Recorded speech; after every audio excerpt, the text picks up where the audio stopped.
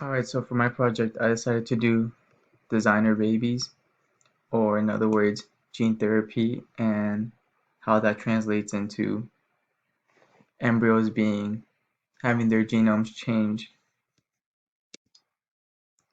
So a designer baby is a baby whose genetic makeup has been artificially selected while they are in the embryo to get rid of certain genes while in vitro.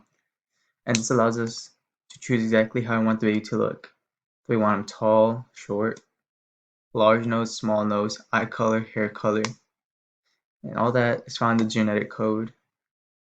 And therefore, with gene therapy, we can theoretically change the baby into the way we want it to be.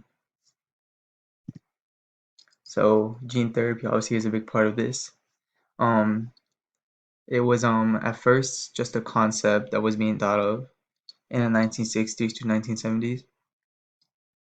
It has a wide range of uses. Gene designer babies being like kind of an extreme of it, but it also has its day-to-day uses like getting a bone marrow transplant or anything along those lines, that help you fight diseases because your body can't do it on its own. And this sort of practice just opens the door for a lot of opportunities and advances in society. But with any good thing, there's also going to be the bad. So here I made a list about the designer babies, pros and cons. The pros, one very big pro is it increases life expectancy.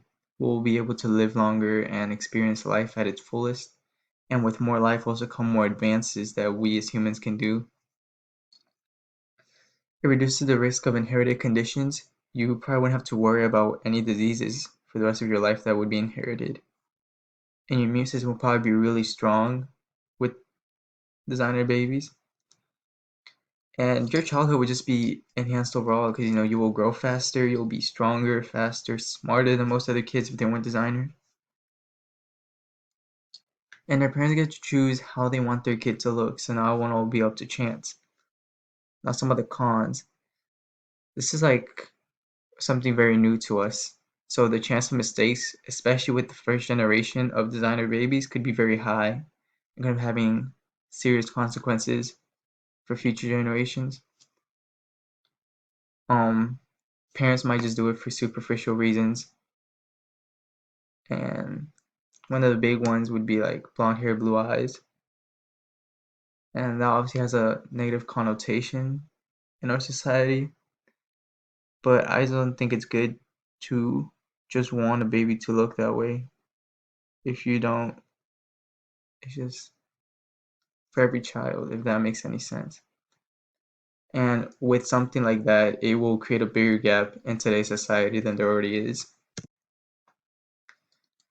So, is it okay for us to even change a child's genetics without us even asking if they would want to? Because we obviously can't ask if it's in vitro.